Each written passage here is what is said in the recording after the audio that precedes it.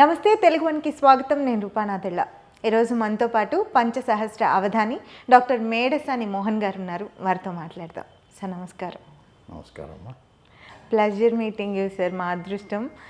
So ఈరోజు ప్రత్యేకంగా గోదాదేవి ధనుర్మాసం ఈ ప్రత్యేకత గురించి తెలుసుకోవాలనుకుంటున్నాము. కాస్త వివరంగా చెప్తారా? తొందరలో అంటే ధనుర్మాసం రాబోతూ ఉంది. మన పంచాంగం సంప్రదాయం రీత్యా సూర్యభగవానుడు ధనురాశిలో ప్రవేశించే రోజు నుంచి ధనుర్మాసం ప్రారంభమవుతుంది. అందుకే ధనుర్మాసం అన్నారు. సహజంగా మాసానాం మార్గశీర్షోహం అని కృష్ణ భగవానుడు పేర్కొన్నాడు భగవద్గీతలో. ఈ మార్గశిర మాసం ధనుర్మాసం కలిపే వస్తూ ఉంటాయి. మనకు ఈ ధనుర్మాసంలోనే ఈ ఈ పౌష్యలక్ష్మి అంటాం. మళ్ళీ సంక్రాంతి పండుగ కూడా చివరిలో వస్తుంది. మన తెలుగు వాళ్ళకు ముఖ్యంగా ఈ సంప్రదాయంలో ఏమిటంటే ధనుర్మాసంలో తిరుప్పావై గోదాదేవి ఆండాళ్ అంటారు తమిళ దేశంలో. ఆండాళ్ అంటే ఆమె భూదేవి యొక్క అవతారంగా అయోనిజగా విష్ణుచిత్తుల వారికి లభించింది తులసీవనంలో. అలా లభించినటువంటి ఆ ఆడు శిశువు బిడ్డను విష్ణుచిత్తుల వారు కుమార్తెగా పెంచుకున్నారు. ఆమె పెరిగి పెద్దయ్యి ఆమె గోదాదేవి. తమిళ దేశంలో ఆండాళ్ అంటారు. చూడి కుడుతనాచియర్ అని అంటారు. ఆమె అపారమైనటువంటి భక్తి తాత్పర్యంతో ఈ తిరుప్పావై అనే పాసురాలు తమిళ భాషలో చెప్పింది. 30 పాసురాలు. ఇంకా వారణమాయిరము ఇటువంటి గ్రంథాలు కూడా ఆమె చెప్పిన గ్రంథాలు ఉన్నాయి తమిళ భాషలో. అవన్నీ కూడా భక్తి శ్రీ వైష్ణవ సంప్రదాయంలో విశిష్టాద్వైత సిద్ధాంతంలో భగవద్ రామానుజుల వారు ప్రబోధించినటువంటి భక్తి సిద్ధాంతాన్ని ఆమె ఆ తిరుప్పావై రూపంలో చెప్పింది. గోదాదేవి ఆ ధనుర్మాసంలో ఎక్కువగా అదే చదువుతారు దేవాలయాల్లో కూడా, వైష్ణవాలయాల్లో. తిరుమల దేవాలయంలో కూడా వెంకటేశ్వర స్వామి సుప్రభాతానికి బదులు ఈ 30 రోజులు తిరుప్పావై చదువుతారు. తిరుప్పావై అందులో అంశం ఏమిటంటే కృష్ణ భక్తి, కృష్ణ భగవానుని యొక్క తత్వాన్ని మహత్వాన్ని ఆమె ఎంత విశదీకరించింది అనే భావాలు అందులో ఉన్నాయి. మనకు భాగవతంలో గోపికా గీతలు, భ్రమర గీతలు అని ఉంటాయి. అంటే గోపికా గీతలు కానీ భ్రమర గీతలు చెప్పేది ఏమిటంటే కృష్ణ భగవానుని యొక్క స్మరణ, కృష్ణ భగవానుని యొక్క స్పృహ, కృష్ణ భగవానుని స్మరించడంలో ఉన్నటువంటి ఒక అనుభూతి ఎలా ఉంటుందో వర్ణిస్తారు గోపికలు. సహజంగా గోపికలు శృంగారంతో కృష్ణుని ఆరాధించారు అనే లౌకికమైనటువంటి భావాలు చెప్తారు. కానీ మన భారతీయ వేదాంత దృక్పథం ఏమిటంటే ప్రతి జీవునికి 3 శరీరాలు ఉంటాయి. స్థూల, సూక్ష్మ, కారణ. స్థూల శరీరం అంటే మనకు కనిపించే శరీరం, కరచరణాది అవయవాలు ఇవన్నీ స్థూల శరీరం. సూక్ష్మ శరీరం అంటే ఈ శరీరాంతర్గతంగా ఉన్నటువంటి ఒక చైతన్య భావన. మనకు మనస్సు ఉన్నది, ఆలోచిస్తున్నాం, విచక్షణ జ్ఞానం ఉన్నది, ఏది మంచి చెడుని తెలుసుకోగలుగుతున్నాం. ఆ యంత్రాంగానికి సంబంధించినటువంటి అంశం అంతా కూడా అది సూక్ష్మ శరీరము. కారణ శరీరము అంటే ఈ స్థూల సూక్ష్మ శరీరాలకు ఒక సమన్వయమైనటువంటి చైతన్యం మరొకటి ఉంటుంది. అదేమిటంటే ఇప్పుడు ఏదైనా మనకు ప్రమాదం జరిగిందనుకోండి, ఒక కాలు పోగొట్టుకోవచ్చు, ఒక చెయ్యి పోగొట్టుకోవచ్చు. అది ప్రాగ్జన్మ కర్మచేత కానీ దాన్ని ఆది భౌతికము ఆది దైవికము అంటారు. అటువంటి అంశాల చేత మనకు శరీరంలో సంభవించే మార్పులతో కూడింది కారణ శరీరము. అంటే కాజ్ ఆఫ్ యాక్షన్ అంటాం కదా మనం, కార్యకారణ సంబంధం అంటాం. అలా ఇప్పుడు కొంతమంది బాగా తెల్లగా ఉంటారు, కొంతమంది నల్లగా ఉంటారు. ఎందుకు అలా కారణం అంటే ఆయా జీవుల యొక్క ప్రాగ్జన్మ కర్మ విశేషాన్ని బట్టి దాన్ని ఆది భౌతికము ఆది దైవికము అంటారు. వాటికి అనుగుణమైన రీతిలో వాళ్ళ యొక్క అంగాంగ సౌష్ఠవము నిర్మాణం జరుగుతుంది. కొంతమంది గొప్ప అందచందాలతో ఉంటారు, కొంతమంది అలా ఉండలేరు. కొంతమంది మంచి జ్ఞానం సంపాదిస్తారు, కానీ కొంతమందికి జ్ఞాపశక్తి ఉండదు, చదువులో మొద్దులుగా ఉంటారు. ఇవన్నీ కారణ శరీరానికి సంబంధించిన అంశాలు ఇవన్నీ కూడా. అయితే పరమాత్మకు జీవాత్మకు ఉండే అనుబంధం ఎటువంటిదంటే ఈ 3 శరీరాలతోనూ ఉంటుంది పరమాత్మతో మనకు అనుబంధం, కేవలం ఒక శరీరంతో కాదు. ఇప్పుడు మనం స్త్రీ కానీ పురుషుడు కానీ పెళ్లి చేసుకున్నారనుకోండి, వాళ్ళ బంధాలన్నీ స్థూల శరీరానికి సంబంధించినవే. సూక్ష్మ శరీరంలో కానీ ఆ కారణ శరీరాలతో అనుబంధాలు ఉండవు. కృష్ణ భక్తి అనేది ఎటువంటిదంటే భాగవతం చెప్పేది, గోపికలు కానీ ఇతర భక్తులు కానీ స్థూల సూక్ష్మ కారణ శరీరాలతో ఆ చైతన్యంతో పరమాత్మను ఉపాసించిన వాళ్ళు. అలా ఎలా ఉపాసించాలో ఆరాధించాలో చెప్పిందే గోదాదేవి తిరుప్పావైలో చెప్పింది. అంటే గోపికా గీతల యొక్క భ్రమర గీతల యొక్క సారాంశం కలిపితే ఎలా ఉంటుందో తిరుప్పావై అలా ఉంటుంది. జీవాత్మ పరమాత్మల యొక్క అనుసంధానమే భారతీయ వేదాంతం. వేదాలు కానీ ఉపనిషత్తులు కానీ ఇవన్నీ చెప్పే సారాంశం ఏమిటంటే అన్ని జన్మలలోకి ఉత్తమ జన్మ మానవ జన్మ. మానవ జన్మకు వచ్చిన తర్వాత మంచి చెడు విచక్షణ మనకు తెలుస్తుంది, అదే జంతువుకు తెలియదు. కాబట్టి ఆ తత్వాన్ని తెలిసి మనం కనువిప్పు కలిగి సృష్టిలో అణువులో భగవతత్వాన్ని మనం చూడగలగాలి అనే రామాయణం కానీ భారతం భాగవతం చెప్తున్నాయి. ఈ అంశాలని తిరుప్పావైలో కృష్ణ భక్తి రూపంలో చెప్పింది అమ్మవారు గోదాదేవి. కాబట్టి ఆమె చెప్పిన ప్రబోధాన్ని మనం సారాంశాన్ని గ్రహించి ఆ భక్తి మార్గాన్ని అనుసరించి ఈ ధనుర్మాసంలో అందుకే పల్లెటూళ్ళలో కూడా భజన మందిరాల్లో ప్రత్యేకించి భజనలు చేస్తారు. రామ మందిరంలో రామ భజనలు, కృష్ణ మందిరంలో కృష్ణ భజనలు, ఇవన్నీ భక్తులు చేస్తూ ఉంటారు. వీటన్నిటికీ ప్రేరణ గోదాదేవి. ధనుర్మాసంలో ప్రత్యేకించి ఆ భావన కలిగి ఉండాలి. కేవలం భగవత్ సంబంధమైనటువంటి ఆలోచనతోనే ఆ మాసం మనం గడపాలి అని ఆ తల్లి ప్రత్యేకించి బోధించింది. అదే ధనుర్మాసంలో ఉండే ప్రత్యేకత, గోదాదేవి ఆమె ప్రబోధంలో ఉండే ప్రత్యేకత, ఆమె చెప్పినటువంటి తిరుప్పావైలో ఉన్నటువంటి సారాంశం కూడా ఆ కృష్ణ భక్తి విశేషం.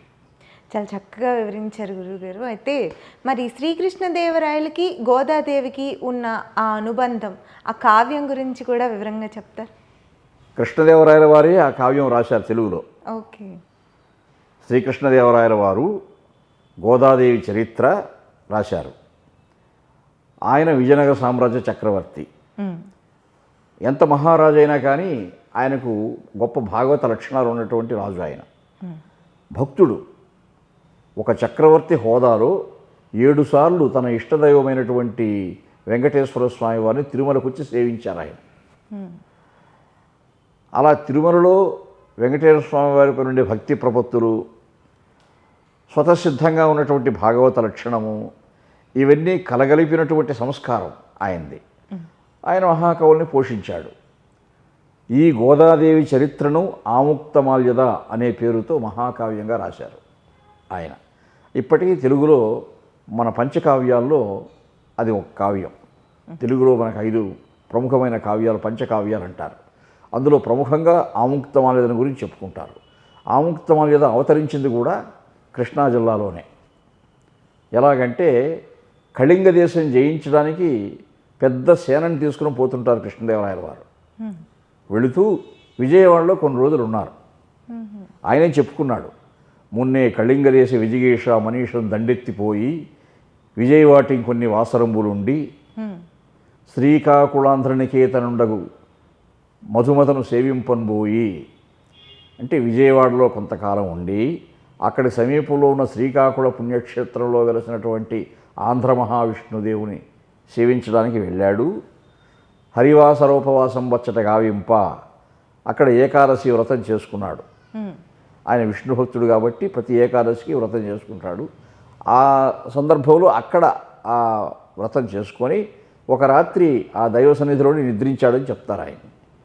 అలా నిద్రించి ఉండగా ఆయన కలలో భగవంతుడే కనిపించి ఈ కావ్యం రాయమని చెప్పినట్టు చెప్పాడు ఆయన. ఓహో. నీలమేఘముడాలు డీలుసేయ గజాలు మెరుగుచామన ఛాయ మేనితోడ అరవిందముల ఖర్చు రడగించు జిగిహిచ్చు ఆయతంబగు కన్ను దొయ్యితోడ ఉదయార్క బింబంబు నరపు విడంబంబు తొరళంగనాడు కౌస్తుభముతోడ పులుగురాయని చెట్టు పరవన్య నొరవెట్టు హొంబట్టు జలుగు రెంటెంబుతోడ తమ్మికేరుండ పెరకేల దండయిచ్చు లేములుడిపెడు లేజూపు లేమతోడ త్వరకు దయదెల్పు చిరునవ్వుతోడ కల తదంధ్ర జలజాక్షుడు ఇట్లని ఆనతిచ్చే.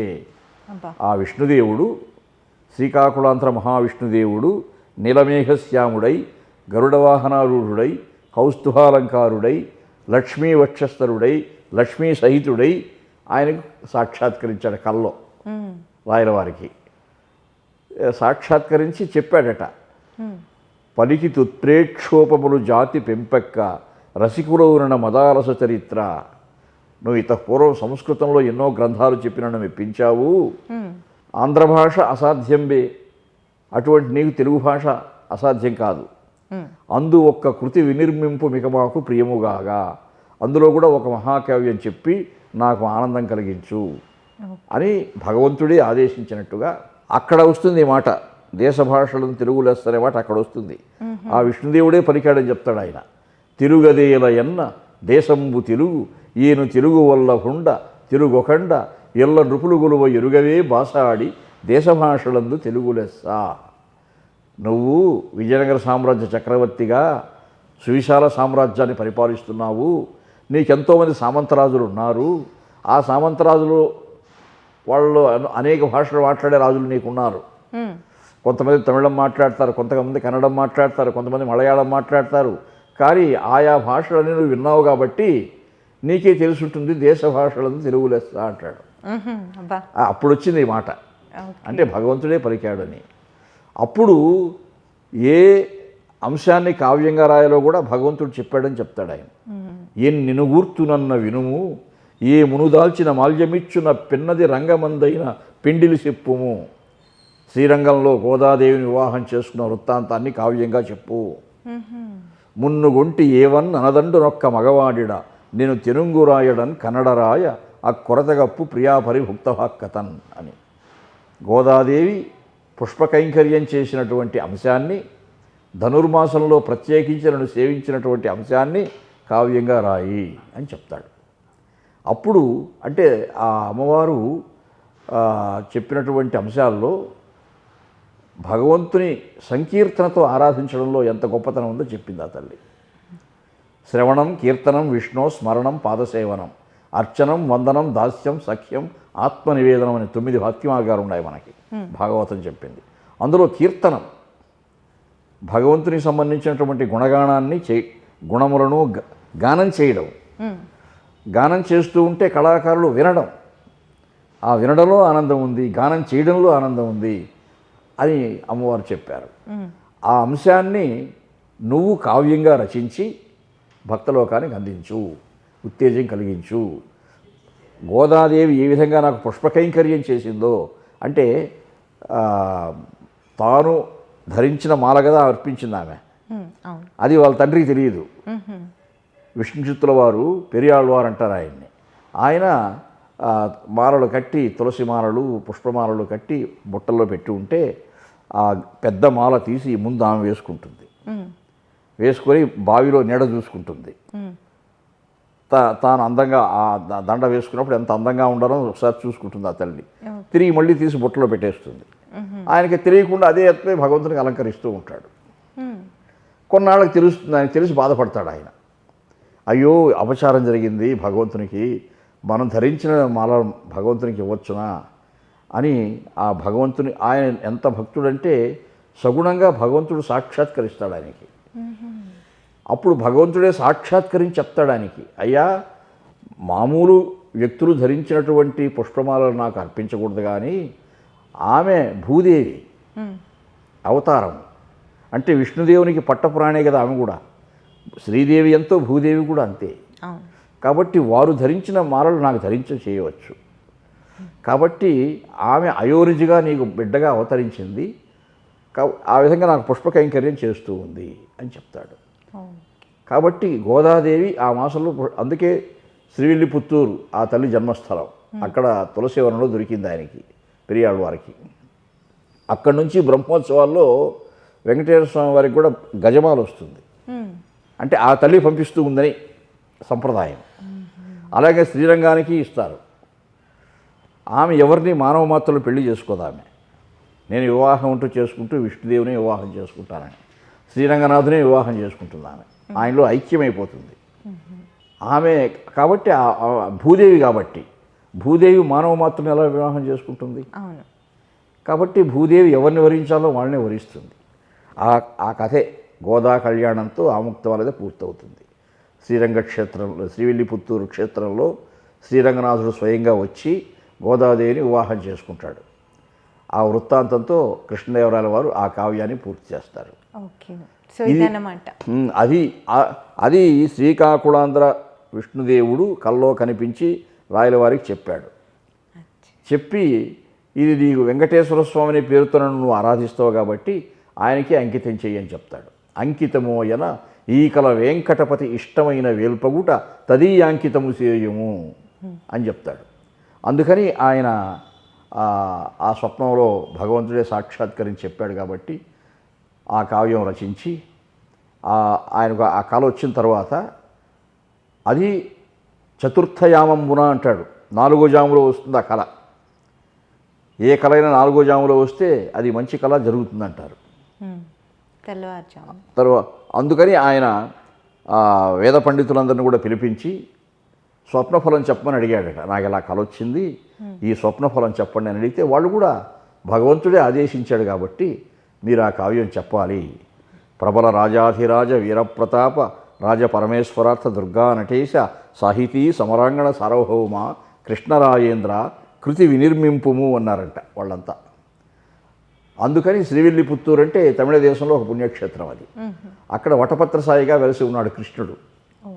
వటపత్రసాయి అంటే ఈ సృష్టి సమస్తం నశించిపోయినప్పుడు పూర్తిగా జలమయమైపోతుంది సృష్టి అంతా కూడా, ఏమీ ఉండదు. ఆ జలమయమైన సృష్టిలో కూడా ఒక మర్రి ఆకు పైన చిన్న బిడ్డలాగా తేలుతూ ఉంటాడు పరమాత్మ. ఆయన వటపత్రసాయి అంటారు. ఆయన కృష్ణుడు, ఆయనే కృష్ణుడుగా అవతరించాడు. కాబట్టి ఆ వటపత్రసాయి గురించి, ఆ కృష్ణుడి గురించి చెప్పినటువంటిదే గోదాదేవి తిరుప్పావై, ఈ ఆముక్తమాల్యద కావ్యం.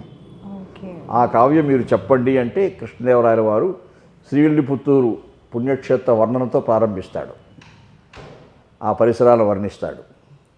ఆ తర్వాత విష్ణుచిత్తుల వారి భక్తి ప్రపత్తులు వర్ణిస్తాడు.